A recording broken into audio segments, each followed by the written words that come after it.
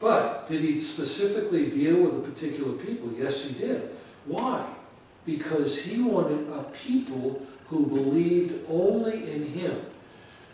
You had Abraham, who the human race had degenerated so bad that he was worshiping all kinds of idols everywhere. There are gods for this and gods for that, and set it to the extreme, like today, 300 million gods in India.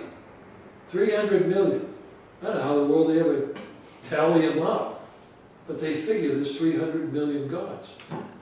Well, God wants to be what? I am the God of gods, in Deuteronomy 10:17, and the Lord of lords.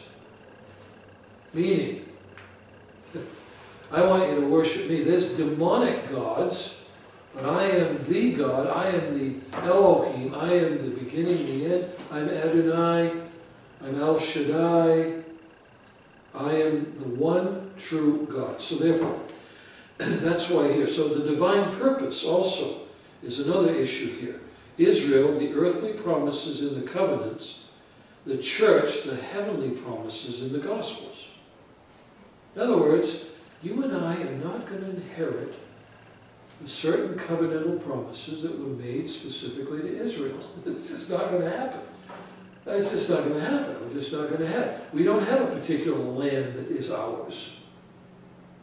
Israel, the land of Israel, was a special gift given to the people. God says, my eye is always on it.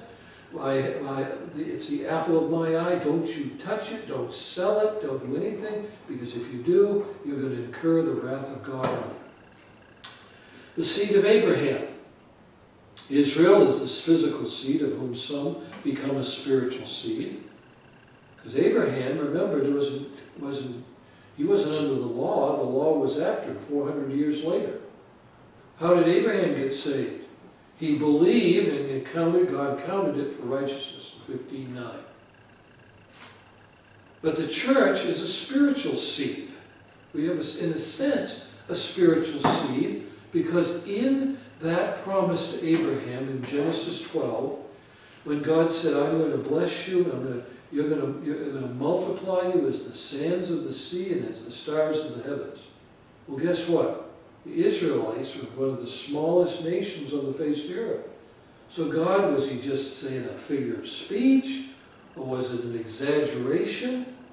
No, it was open to all men. And that's what he said. Abraham, you're going to bless the people I give you. I'm going to give you a son. But also all mankind.